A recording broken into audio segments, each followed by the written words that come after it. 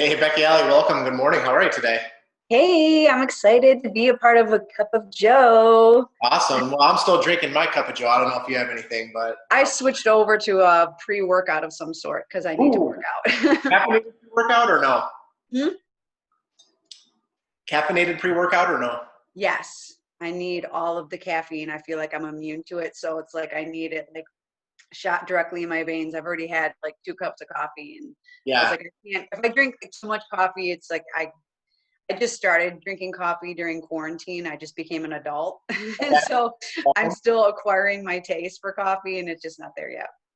I became a coffee drinker when we went to Hawaii one year, and I didn't want to get energy drinks, and Mhm. I kind of felt like trashy, walking around a beach with an energy drink, I So mean, I could hear that, I guess.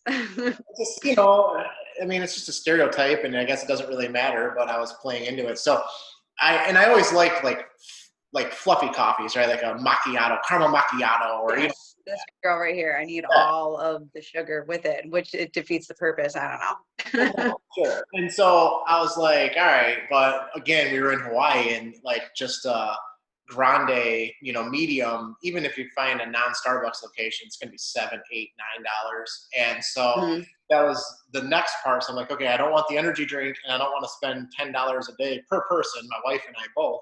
So we said, well, if I like this sweet, sugary flavor, maybe we'd like coffee with creamer. And so that's exactly what we did. Was we did coffee with creamer. And I know I'm losing some people here going like, oh, black coffee is the only way to go. Yeah, hey, whatever. I like it with some cream. And now that I do mostly like a ketogenic style diet, now I definitely have like actual cream in it and a little bit of Truvia or something like that, and away we go. Well, So coincidentally, we got that like caramel macchiato creamer from Starbucks, and yeah, that's what did it for me. That's what got me turned, is because I don't need any sugar in there, but it's enough of that sweetness where it takes away that bitterness. I'm trying really hard to get to that black level, but I just can't. I I'm not there yet. I can do it with some sort of sweetener. Like I can, but I don't have to have the cream to like lighten that part of it. But I cannot just Oh. go straight black. Um, it's just not my thing. But whatever. If you To like it put that hair in way, my chest. I've tried. yeah. I've tried. It's like a really strong shot for me. Like even with like liquor, it's like if it's gonna put hair on my chest, I don't want Yep. it. Well, it's funny you say that because I'm that way with liquor too. It's like I almost can't appreciate a really good bourbon or something like that because it's not bad when it's like just neat or over ice or something like that. But it's not my favorite. I'd prefer it with something like Coke or ginger beer or something, and Mhm. so I never go too high end because I know that I'm going to kind of like waste the good factor of that particular one.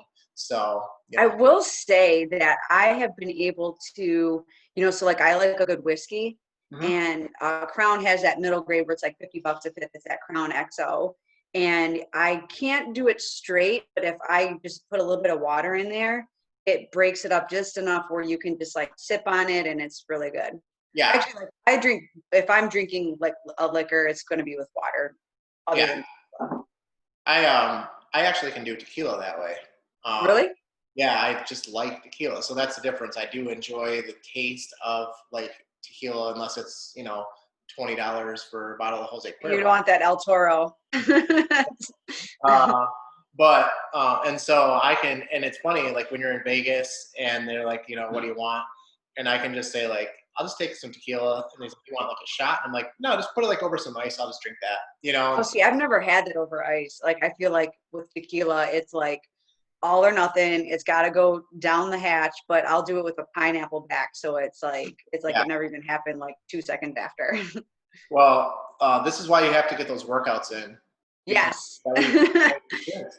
And honestly, you and I just did a radio show, and so we kind of saw each other in person too. And you commented on like a weight loss, and I said, I've been getting after it, but it's not even like weight loss. It's more about staying in shape. And when the quarantine stuff started, I said to you, I thought, oh, I'm going to get in the best shape of my life because I'm home, my kids are home. I kind of couldn't work. So it was like I had a couple hours to do here and there, but I didn't have a full day. And instead of working, I entertained with the kids, or just Facebooked or wasted time. But every night was like, have a beer, have a glass of wine, have a mixed Mm-hmm. drink, something like that. So it's just useless calories. So number one, you got to cut back from every night. And then number two, you got to get healthy. And so now I'll put in like a heavier workout at 4 o'clock in the afternoon if I can, knowing that way at dinner I can have maybe a glass of wine or something like that. And it's not going to throw off my lower carb diet. It's not going to throw off my calorie count. And it's been working. So keep at it. Yeah, I mean, I'm always about like giving credit where credit's due, and it's hard to live like have a light like a fitness, especially in the world that we're living in. I mean, I was someone that like I have to work out. That's just me. I know that everyone's like that. I just need to have that kind of release and that kind of like outlet for myself. And I always was a nighttime workout, so I would work pretty late just so I could miss the traffic. Hit the gym around 7:30, be there till like 9, and that was just my everyday routine. And then obviously like it all came to like a screeching halt. And the first lockdown, it was like we talked about it, where it was like a camping trip that never end, but in your house, right? It was like fun, and like we're playing games till like midnight with the kids, trying to kind of just experience it with them and focus on them a little bit more. But it also led to like unhealthy habits where I was like, normally when I'm at the gym, I'm sitting on the freaking couch playing freaking Clue with a Yep. British accent, freaking eating Doritos and sipping on a freaking whiskey. Yep. And I was like, this is not me. I cannot live this life anymore. So we just cut it cold turkey. And Mikkel and I were part of like this group now where it's like all women focused. And I got a treadmill, and it just it took me some time to reinvent how I was working out, because I had such ingrained militant habits when it came to like the gym and how I'm lifting and not lifting and all that stuff. So I had to totally evaluate and revamp what I was doing. And then, like you said, diet was even more so anything, because whereas before I could probably do whatever I wanted within moderation, I was also killing the gym 6 days a week, and it didn't really affect me. So like I had to like get rid of all the access that I put on being a slop show. And then now I'm kind of back to where I was, but now I gotta like, you gotta maintain it. And it is really diet, that is everything for sure. Yeah. I get on that keto tip. I don't know anything about it, but I know you're such a big advocate of it. I need to educate myself on that. It's, I mean, the biggest thing is with anything you do, making sure that you actually research it and find the good, the bad, and everything in between. Because, whether it's low carb, keto, or South Beach, or, there's like kind of a new version of Atkins. Or there's, of course, people that do vegan. There's people that do carnivore. There's people, there's all these, and some are fads and some are actual lifestyles. And at the end of the day, you have to understand how that's going to work for you.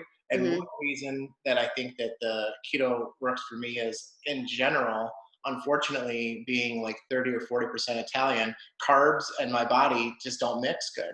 Yeah, genetics is going against me. Not cool at all. And so that's the first part. And I've noticed from a long time ago, going back to when Atkins became a thing. And so I've always done better with a low carb. It's just whether or not the diet itself was sustainable and healthy. And so that's one reason, is the carb aspect. But the second reason is because with real estate, you're on the go sometimes. Mm-hmm. Sometimes you're in the office all day. Sometimes you're on the go all day. And I can find enough options that if I can't prepare my own foods, I can get something that fits my diet. And I've done, like kind of like a bodybuilder's diet where it's almost all protein and stuff like that. It's Mm-hmm. like maybe 50% of your macros are protein, and then like maybe even next 60%, and then maybe 20/20 from fats and carbs. And that's really hard to maintain when you're on the go. It's really hard to get that much protein, that little carb and fat, especially if you're a guy like myself who does not like salads. I don't like any kind of dressing. I like ranch, Italian, nothing, balsamic, all that Yeah. stuff. So I'm not going to stop and get a salad. So it's really what it comes down to is finding the thing that works for you, for your body type, and then something that you can actually do. Because if you can't really do it and you're suffering through it, you're probably not going to stick with it unless you're a person who has to suffer to enjoy. Yeah, I agree. I mean, I feel like in anything, even in like success, right? Let's just say you've reached the pinnacle of what your goals are, right? People are like, oh, wow, like, how did you do that? No one's looking at all the struggles that it took to get to that point. And I feel like when you're on any kind of diet or workout regimen, I mean, people want to, people post those end results, but they don't see all that struggle and that time fitting all of those little details in that work for you. And I think that's key is finding something that's, sustainable, because you don't want to just the novelty of something, that keto might not work for me. I've never tried it, so I can't speak on that, but what is working for you isn't going to work for me. And it's just like, every diet fad that's been out there, there people give you the secret. They're giving you the secrets that work for them, and you could follow that to the letter and still not see the result. I mean, because otherwise I'd be walking around with 6-pack abs and like all jacked. It's just a matter of how you're going to apply it for yourself. And I am curious for the keto, because like we're both in, like you're on the real estate side, I'm on the mortgage side, and I'm literally like strapped in, like logged in, engaged all the time. And, it's hard to, get up and, I have to have everything ready and prepared. And, in your case, like you're on the road sometimes. I mean, you're taking people in and out of houses, and, you're kind of trying to find that what meets your lifestyle. And, to find that is a beautiful thing, especially because like you can see the results. So my hats are for you. Congratulations. Thanks. Well, it's, and one of the things with keto is the intermittent fasting. It's supposed to be a part of things. And, again, what does that mean? I mean, does that mean that you don't eat for like, am I starving for 2 days? What does that mean? No, so it could mean I started it with saying, okay, I won't eat after a certain time, like maybe 8 p.m. is good for me, because my family generally eats sometime between 6 and 7, so I can cut off at 8. Maybe that's not the right time for you, right? But point is you find that time. I started that way. Then from there, I said, okay, I also am not going to eat until a certain time. And so you're kind of like conditioned. So you can't go and tomorrow decide that you're going to go 18 hours with no food, because you're going to feel starving. But what you'll find is if you kind of do a couple of more moderate, changes and then do that change, you actually don't feel starving. In fact, you start to do the opposite, where I won't eat an actual piece of food till at least 10 in the morning, normally not till closer to noon. Depends on, there's days I am hungrier, and I can work out in the morning, right? I can lift some weights and do a Peloton ride. So I've burnt 500, 400, 600 calories. I can do all that and still not feel like starving at 9 a.m. Then I have a couple of coffees. So that gives you a few calories. And then by noon, I'm ready to eat. So I've done that. And that's a big part of the diet itself. And honestly, I think that that's a big thing, because it helps with your body and how it uses the calories that it has, the fats that it has, the carbs that it has. And again, it may not work for everyone, but that seems to be, kind of the new jam for a lot of people. Yeah, I mean, I can do that. I mean, I feel like I'll work out without eating in the morning and stuff like that, because in my mind, I just visualize like all those calories from yesterday, I'm depleting in the morning, just using those reserves, pushing it to the muscle before I'm adding on top of adding on top of adding, but you can even do it a way where, you stop eating on a certain period during the day before. And then obviously part of your fasting is going to be while you're sleeping, so I guess like I could see how that wouldn't be as bad as it sounds. Yeah, I mean, really, when I cut off at 8, if I didn't eat until, even if I had breakfast at, let's say I cut it off at 7 and I have breakfast at 7 in the morning with the kids, that's 12 hours. You went 12 hours without eating. So like now it's not as crazy as maybe if you said that you were going to eat at 6 a.m. and now you want to eat again until 6 p.m. That probably would not work, But if you do the other way around, so you just have to find the schedule that works for you based on your sleep habits. If you go to bed late, wake up early, it's going to be harder. If you go to bed at a somewhat reasonable time, wake up at a somewhat reasonable time, you can get through a couple hours without the extra food, You're going to have to hook me up with like what you can eat and what you can't eat. Yeah, on this. That's would be the biggest thing. I mean, I can follow something. It just would be like what you can eat, what you can't. When you're in ketosis, like that, like euphoria, like time frame that everyone speaks of. Yeah, no, it's good. So, um, uh, it's been good. I like it. If I can follow it and it has some results, then I'm happy. Does your wife follow it Nope, too? it doesn't work good for her. Hmm, You know, that's cool. it's harder for her to maintain. She doesn't like a lot of dairy. Hmm. Again, she feels like dairy has a negative impact on her, and so one of the things you generally will take in with a keto diet is either some cheese or some heavy creams or something like that. Even if you're baking it, right? Like you could bake a bread out of like cream cheese, almond flour, and some other things, and that way it tastes good. But this is cream cheese, So, Right. and then she kind of struggles with intermittent fasting because, first of all, she's up at 4 a.m. She's at work by 6 a.m.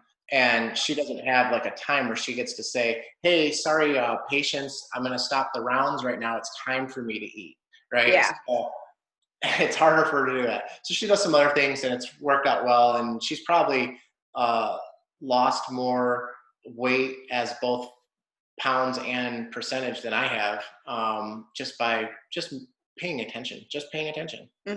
She looks great all the time. Yeah, Joe, your wife's Yeah, always looking great, no matter what. I mean, she's got the hard job. She's working and she's got to take care of everybody. I mean, so naturally she's running circles around every freaking buddy. yeah, and she has good genetics too. So I mean, like seriously, her whole family. I mean, there's some big people, but I mean, everyone's tall. Everyone's relatively thin. As people get older, they're less thin, but they're still no one not like like others. You know what I mean? So, Yeah. Yeah. yeah, My 5'2" self, like 5 pounds on me is like, I might as well just roll myself out a door versus like someone that's like 5'7", 5'6" up and up. I mean, 5 pounds, you wouldn't even notice well, at she's all. 5'11", right? So like, Yeah. even if she's 150 pounds, that sounds like maybe a lot for a woman. But then you're like, well, you're 5'11", like wow, like you must be really thin. Like I would. Yes. So and then of course muscle comes into play. How Hmm. strong are you? How muscular are you? That type of stuff. So Yeah. Mikkel's sister's 5'11", and yeah, I mean, it's like, her body, I mean, she's freaking, her legs are 72 inches long, I swear to God. But yeah, she looks great all the time. yeah. Everything looks fantastic on her. So besides working out, you've been doing mortgages, of course, Yes. and also planning a wedding, right? Hmm. So, like, which has been harder, maintaining mortgages during COVID or planning a wedding during COVID? I mean, it's a little bit of both. I mean, I've relied as far as like the planning aspect, I've relied a little bit more on Mikkel as far as that goes, like handling some little details, just because, unless you're living under a rock, obviously, like the rates are historically low. I mean, you got the average rate of a 30-year fix is at 3%. I mean, this is the lowest it's been. So it's literally is every minute of every day. I mean, even right now, my phone is going off as far as like scenarios or pre-approvals. It's the weekend. This is when people have time. I mean, so you and I have to be on when other people are off work. So that means that, you get a push from 5 to 8 o'clock at night, in some cases, and then on the weekends, especially. I mean, so, the pipelines that we have and the industry as a whole, I mean, it's literally taking all of your manpower. I lost an assistant, in the middle of July, which really kind of put me in a position where I had to kind of revamp, and it made me, I had to rise to the occasion, but all of that workload that I was able to kind of like delegate, it was all on me. And, if anyone knows me, they know that like speed of response is everything. So when I felt like, but you can only do so much as a person, so like I literally was like all over the place there for a minute. But I'm past that now. I got someone fantastic. Her name's Nicole Kings. She just joined me, probably like 2 months ago or maybe about a month ago, but she's picked it up really quick. She was a real estate agent in the past, so she knew the lingo. So for Yeah, me to kind of just bestow my knowledge upon her, but she knew that she had to come in and like go, because I don't like when I feel like I can't talk to everyone or make them feel like I can't talk to them every second of every day. yeah, So like there was that. But as far as the wedding goes, um, it was like, I mean, it was, so it's going to be a year almost that we've been engaged, right? So initially the wedding was, okay, look, we were going to try to get married this New Year's Eve, right? So we pulled up to the venue, and they're like, someone just booked your date. Sorry, right? So we're like, okay, let's think about it, because we thought a 2-year plan was pushing it too far, right? We just, we want to get married, let's get married, right? So, but we liked the venue, so we decided to go with New Year's Eve of 21, so when it was turning 22, and that was a blessing, because all my friends that were getting married this year, I mean, they either had to do some kind of small elopement, or they're pushing it out to 21. So we were lucky in the aspect that our wedding was pushed out far enough where we weren't having to do some struggling, but it's also affected us to where like we couldn't really do a whole lot of planning either, because you got the photographer, you got the venue, you got the DJ, okay, but then you couldn't try on dresses, you can't do those things. And then it's also resulted in us going backwards as far as rewriting contracts, and because you got some people that once you pay them that money, they're unwilling to reimburse you for this act of God, like you can't, so by that point, and that was a concern of mine, because by next year, everything's going to be paid off, or, you're making all these payments, installments and stuff. So, the venue, thank goodness, was willing to rewrite the contract where in the event that we just can't have it at all, I'm not out all that money, which is good. But, it's been, because you're normally like, we're ahead of, oh, we got 2 years, we got plenty of time. Well, guess what? You couldn't do anything from March to July, but then you got other things happening, and and now we're obviously another shutdown is going to be coming, is going to be happening, to what capacity we don't know, but you got fittings, and you got stuff like that. What are you going to do? Like, Yeah. hey, sorry, you can work on your stuff. Yeah. I hate when a business, especially if they play both sides of the coin, you can't get your deposit back, but also they can move my date, right? Like, let's say I was planning to get married at the venue, in July, and then that had to get, let's just say actually May, because in Michigan, May was like a hot mess. Most things were pretty closed down. Yeah. And there were very strict limitations around quantities of people and things like that.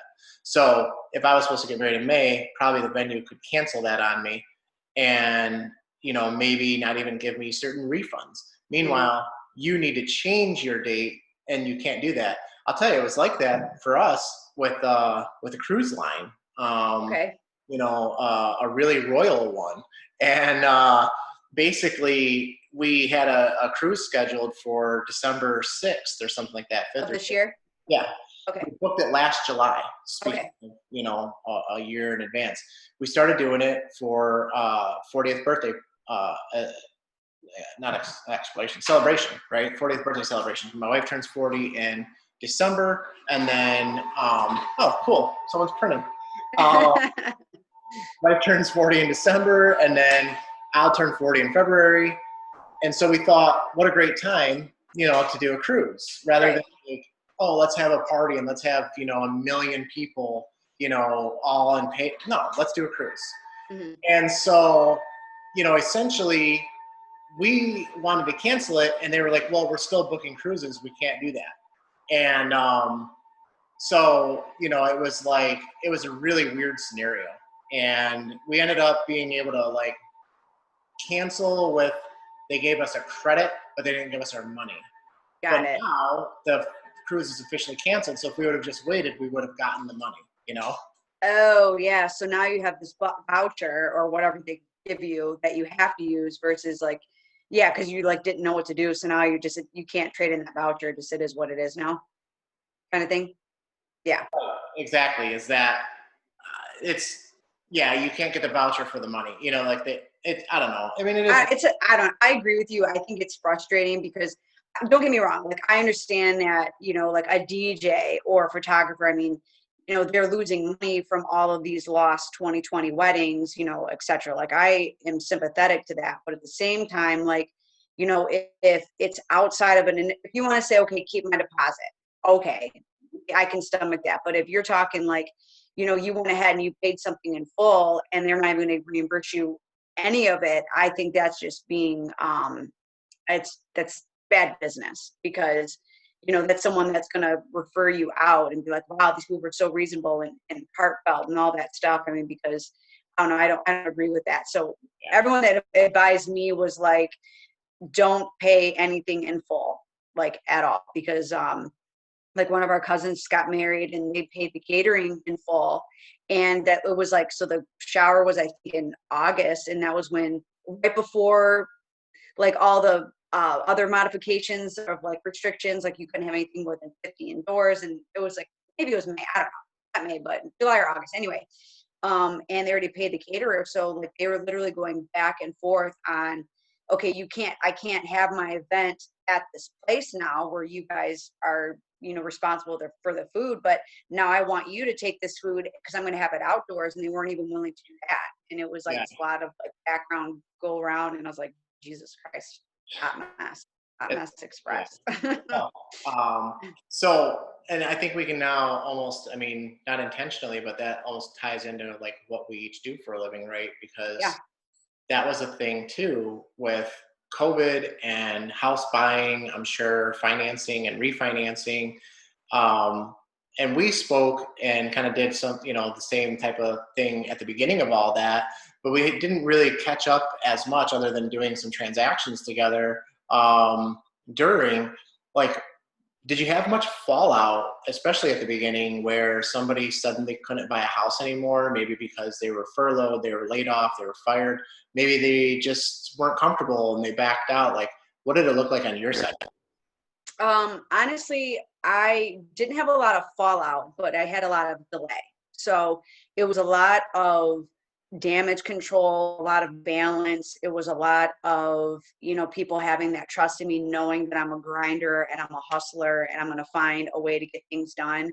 But one thing that you can't control is in the middle of a pandemic, people being laid off or furloughed, or they're, the big three, all of their pay was literally cut in half. So now you have people that were qualified for these homes in February that here we are in March and April, and their income situation has totally changed because obviously any underwriter lender with you, we're going to be like, hold up, we got to make sure these people are qualified based off these new conditions because we didn't know what was happening. Nobody knew what was happening. We didn't know if it was going to be 6 months, 3 months, what have you. So, it was a lot of changing things up and having to roll with the punches. And, luckily, the buyers were able to kind of push them through.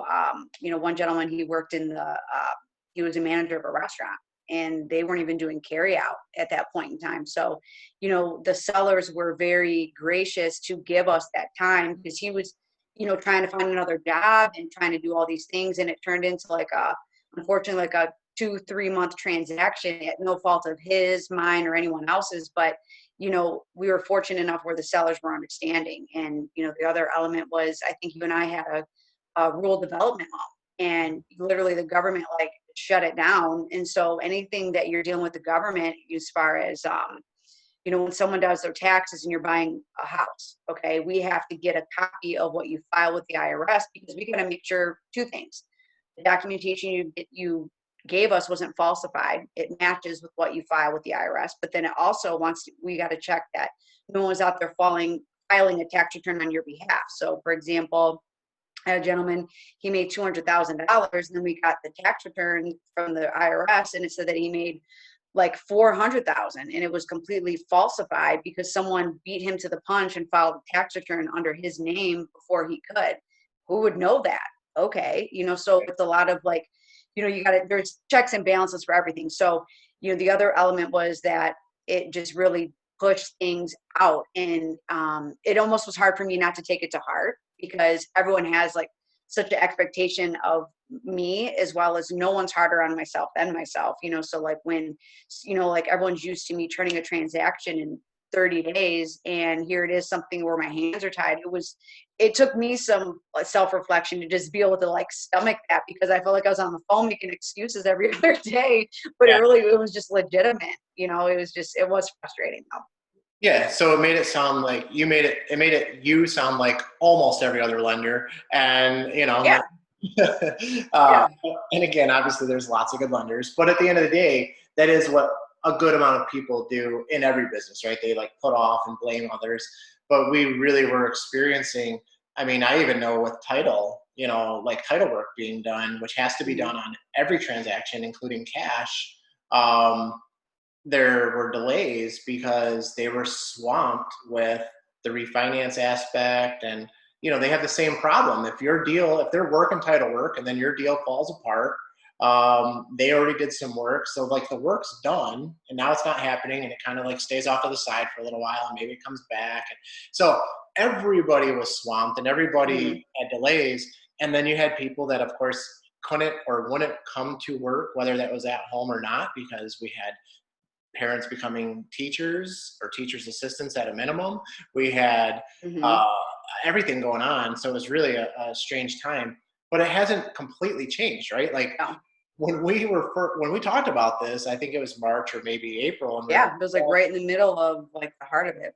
well, when this all stops, or maybe in a few months. Well, here we are. It's November, and it hasn't stopped. And in fact, the numbers from a case standpoint are higher than ever. Fortunately, from a death standpoint, while they're still high, they're not higher than ever. But it hasn't stopped, and so we're still kind of working through it and figuring things out. And Mhm. we definitely saw a fallout here and there, but it wasn't terrible on the real estate side. You know, Yeah. um, I had cash transactions because the stock market started to tank for a couple weeks that Oh yeah. look shaky. I mean, we haven't had in the past in cash. If I show you, I have a 401k that has $600,000 in it, and I only need 300,000. That's all we need to do. I don't need to like actually take the $300,000 out.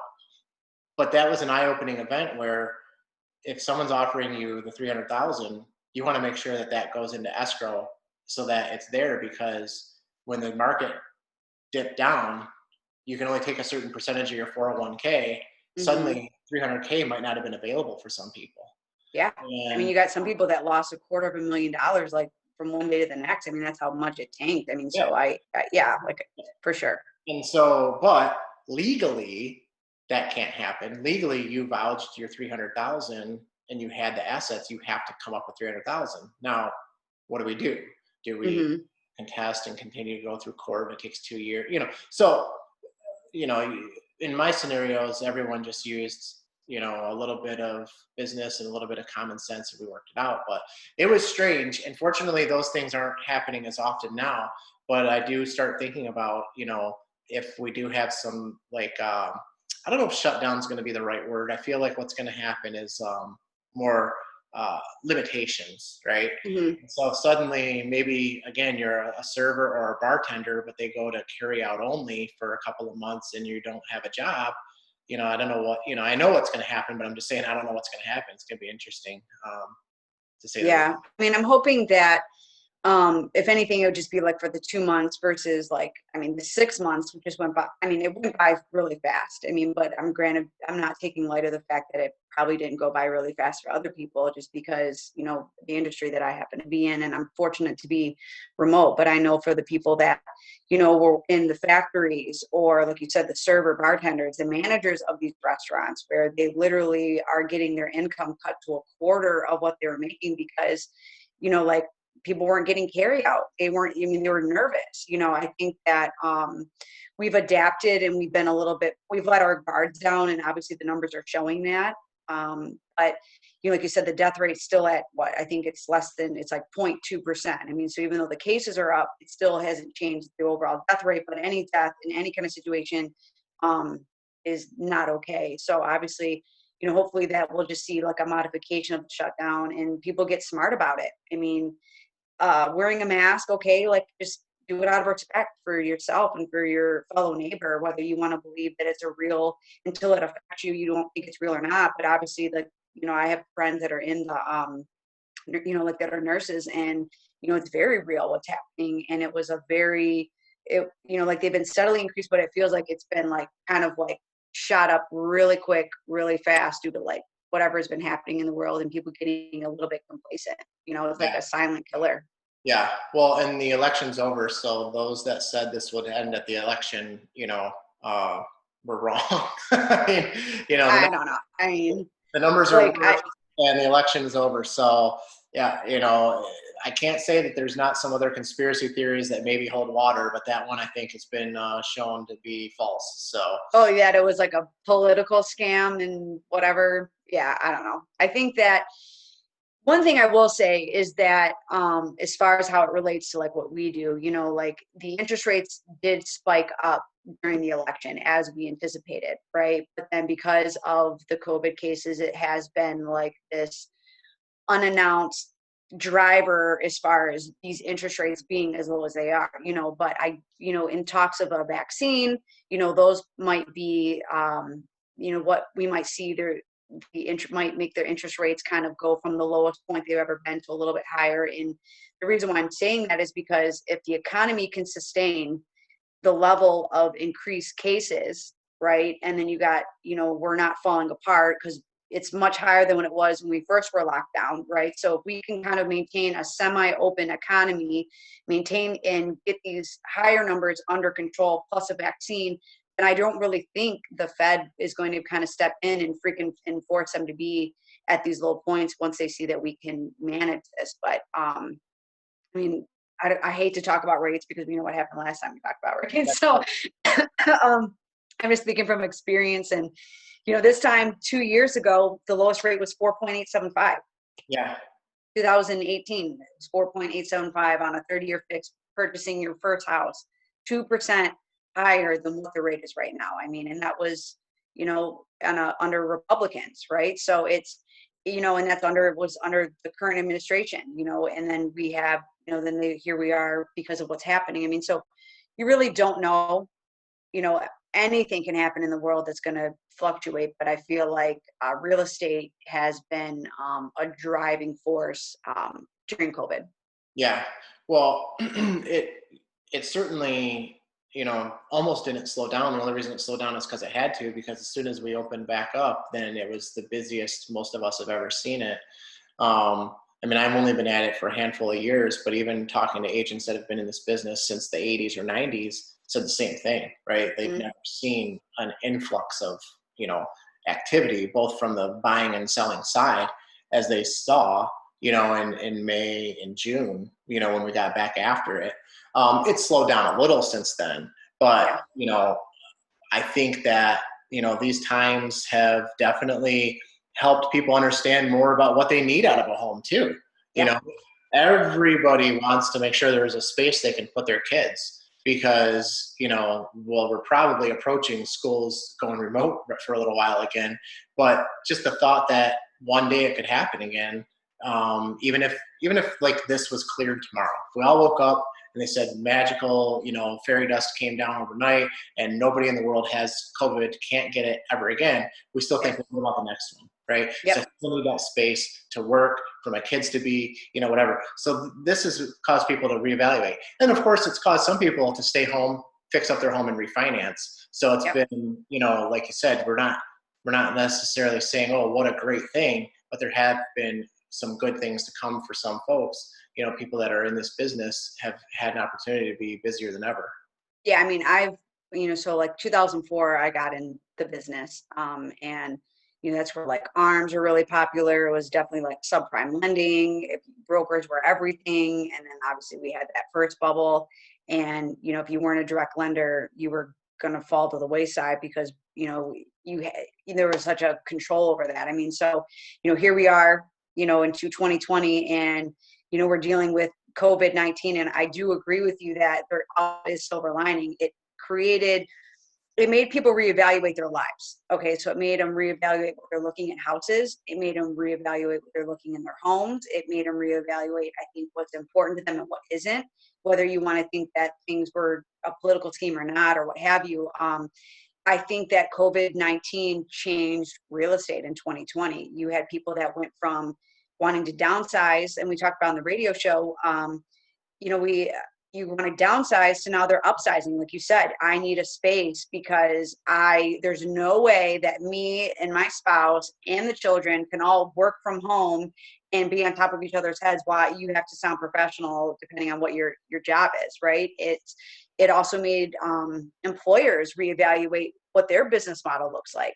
Why are we paying for this space when my employees are working more efficiently from home because they can just do one of these out of bed and start logging in and start doing this on the keyboard. You know, it's changed so much. And I think that it also is, you know, you have the housing market, like as far as the prices have increased. I feel like the average home buyer though, for me, and I think in the nation, I read a statistic, I mean, they were like in their 50s.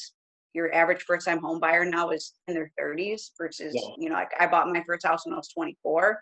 You know, the price point is higher. So, you know, you have people that are buying these houses later in life, and you got someone that's pushing retirement and they don't want a smaller house anymore because everyone needs that space. Yeah, no, you're right. It changed your needs. And again, there's folks that are doing the opposite. They're like, you know what? I'm willing to risk it all. I can get a great deal on like an urban community right now. You know, at one point I saw like New York City, Manhattan area, you know, was like so kind of depressed. And then I just literally saw this morning, an hour ago, that they saw a 33% increase in rental applications. Yeah. So, you know, there's something out there for everyone. Everyone can find a way to manage, you know, their housing and living scenario and things like that. So, you know, it's different times, and we're all trying to work our way through it and figure out what to do next and things like that. I know you're going to do a workout next. What day is it? Is it back day, leg day? Do you do Today is a push day. Okay. So it'd be like, so push pull. So today's a push day. So some presses, some, you know, probably flies, something like that. So it'll be upper body for me today. I did legs and glutes yesterday, so I gotta give them a break. Are you going to the gym, or are you working from home? I have not been to the gym. So like that, you know, so as we like talked earlier, that was a huge adjustment for me to not be able to go to the gym because I didn't just have equipment that I was used to, you know, like the pulleys and all that stuff. So I had some weights. Okay. So I have been collecting weights, you know, during the, you know, pandemic, you know, to kind of utilize myself. So I actually have not been to the gym since March, like February, March, something like that. And so like I had to totally revamp everything about me as far as how I work out and my thought process for it. But I found a way to do it. So it definitely will be, I have a spot in the basement. It was supposed to be my office. So my office is now at the bar these days, but I have a space in the basement where I work out in there. I'm a realtor. My office has always been the bar. So yeah. Yeah, no, we did the same thing. We transformed a good portion of the basement, put a heavy bag down there. I was fortunate that after some time, I found a company that had like a squat rack, a bench, dumbbells. I found you got a hookup. You got a good hookup. Yeah, I did. It really kind of worked out. I mean, it wasn't cheap, but I didn't overpay. I paid normal price. I paid the same price you would have paid 2 years ago for those same system, you know? Okay. And then we ordered a Peloton, and that took like 14 weeks to get here. But, you know, it's been great cardio, especially as we approach winter in Michigan. I walk the dog, and my wife walks the dog, but, you know, not every day. When it's raining or snowing, you don't go out there and walk the dog for a few miles. And so you can get downstairs and ride the bike and do all kinds of stuff. So I don't mean to be a commercial for Peloton, but I'll tell you, it's really been great because you can do a 15-minute ride, you can do an hour ride, you can find people that it's really hard, you can find people that it's kind of easy. And I say easy, and then I finish like, you know, 7,000th out of 20, and I'm like, I guess it wasn't that easy.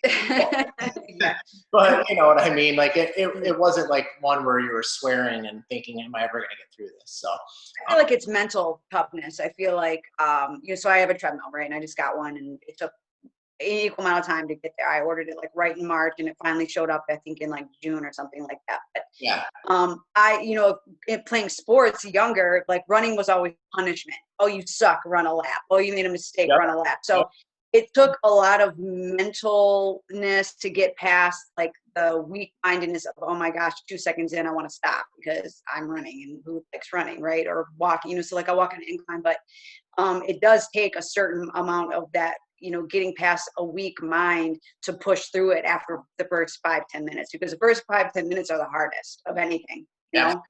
You just got, and then you just got to get into it and just let it take over. Yeah, for sure. But it's good for you, not just like health wise, but The other day I was having a great day, and then like one little thing happened, and then like a couple other, and they were all small, but you know, in your head, they're like catastrophes, right? Mm-hmm. It's like, oh, you had to wait in a line, and you're like, oh, it's the worst thing in my life. Yeah, God damn it. Yeah, that's exactly what I was saying. And so by the time I came home, I was so frustrated. So I was like, you know what? I put some weights on the bench. I did some, chest exercises, and then I did a 30-minute really hard ride and had probably my second best, push as far as like output that I've ever had. And then when I was done, I wasn't as frustrated either, Yeah. like because you burned off some of that like steam. So Mm-hmm. it's a good thing for you physically, mentally, and I would obviously encourage anybody to do some sort of workout. And back to the diet, like we said, find what Mm-hmm. works for you. If you don't like running, then walk. If you don't like walking, ride. You don't like riding, row. You don't like rowing, punch a bag. You don't like punching a bag, lift some weights. I mean, Yeah. like there's Mm-hmm. so many things, and there's so many people out there, gyms or trainers or online consultants or apps. I mean, there's really no reason not to. And understand if you're not doing it, it's going to take a little while to get into it. I'm a person who's kind of worked out off and on since I was like 19. It's been 20 years. And yet, when I said at the beginning of this, I was like, oh, I'm going to get into the best shape of my life. It wasn't until September that I decided to get serious. So March to Mm-hmm. September, I was kind of, one day I lift, one day I don't, one day I do something else, next day I do nothing. And now I have a nice routine. So if that's me and I feel pretty dedicated to it, if you're not, it's going to take a while, and understand that and be okay with it and just keep progressing and do better. Yeah, I mean, it takes 2 weeks to make something a habit or a bad habit. So it takes 2 weeks to stop something bad and two weeks to start something good to make it a part of who you are. And obviously, you and I both share that the thought of I personally need it. I need it to decompress. I need it for that clarity. I like the endorphins it gets me when I like, push it hard. I have more energy throughout the day. And don't get me wrong, like not every day is freaking, I'm not skipping down the street, as far as like the energy and high, with whatever. Sometimes I'm lazy and I just don't feel like it, but I'm always glad that I do. And I used to be a nighttime workout person, but now I just hit it right in the morning before I start my day. And even changing that was hard for me just because, like I said, I was so militant and like, this is what I'm doing every day. And, but I'm glad I made the change because now it's, so now that I'm home or I'm working from home the majority of the time, or we're anticipating to start working from home all the time again, I just go upstairs and I'm with my family. I'm not working till 7, 8 o'clock at night and then starting my workout and then finally coming upstairs and spending time with everyone when they're about to go to bed. Yeah. So I did that so I can be a part of their lives as well, to have that work-life balance because I was lacking. So something that I reevaluated during COVID was my work-life balance. And I was 90% work, 10% life. And I couldn't sustain that. And the kids and my colleague, they all deserve better than that from me, I should say. Yeah, no, you're definitely right. I've never known you to not be working. Even this, we were going to do on Friday night at 6 or 7 didn't work for you because you were still working. Mm-hmm. So for anyone who's, been a client or thinking about being a client, know that Becky's always working for you. And, but I mean, you have to kind of find a way to slow down and have some balance. And it's really tough because you're a top producer in the country, not just at your company. And there's only so many things you can delegate, and there's only so many things you can do. And at the same time, you've got to find that balance. So, it's good to hear that you're finding it. I don't know that you've completely found it, but that you're finding it. It's going to be a working awesomeness. I'm always going to be trying to tweak it, but my downfall is like I take every transaction personally. Like I think like, oh my gosh, what if this was me trying to get in this house, or what if this was my family trying to get in this house? And I don't take that lightly. And then you have to also undo people's unknowing self-sabotage that they do. Like I'm gonna buy a new car in the middle of this transaction, and we're about to be clear to close, and then we get a ping that you opened up that, and then you have to like totally switch gears and go back into damage control. There's so many behind the scenes things that I do. Like I'm going through the emotions with you for you. So that way you don't have to even deal with them. So, and I get that not everyone, does that, but to me, that's what's going to that's what sets someone apart. And even with you, like you're not I'm not going to be a stranger at the end of the transaction. You're not Yeah. going to be a stranger at the end of the transaction. Like, we genuinely care. So when COVID hit and there was those delays, and I had people trying to buy their houses and they were living in a hotel because they had to get out of their contract for their lease, and they lost their job or got laid off in the middle of it. So they're in a hotel, and all of that is riding on me to get them in the house, whether it's literally me or it just feels it's just me making myself feel like that. It was a lot of pressure during that time to kind of make sure that everyone was getting, reaching their goals, because home ownership is American dream still. In 2020, everyone wants to own their own piece of the pie for real estate, and we have a great responsibility to bring that to life for a lot of people. It's the one investment that is shown to increase pretty much over any 10-year period, including even almost for most areas, even if you include 2000 to 2010. Because it would have increased so much from 2000 to 2006 that the 4 years may not have. Now, again, I'm not a living example of that. My first investment was 2004, and we sold for significantly less. But then we bought for significantly less, and now we've gained that in this home. So again, any average real estate has been a great investment. So whether you're doing it to own your own home, you're doing it to be an investor, there's always risks and there's things you have to understand and work with professionals to understand. But real estate's a great thing. We can't make more land. That's the thing. So we can only continue to put places on what exists, and so land remains valuable. And when you put homes and apartments and condos and everything else on that land, if it's done right, it makes it even more valuable, and therefore it's a great investment. So there's my 2 cents. Yeah, here. So awesome. Well, Becky, I don't want to keep you. The pre-workout's going to start wearing off, and you got to get after it on your push day. I appreciate you coming on and sharing some personal and some, of course, professional opinion. And hopefully we get another transaction in together before the end of the year. Yeah, I'm looking forward to it. I mean, I appreciate you, your professionalness, your, the personal relationship that we've developed. Anything I can do to support someone like you, I'm always here for it. I think what you're doing is fantastic, and I'm always just a phone call away, always. Awesome. Well, thanks, and have a great rest of the weekend, Becky. All right, you too.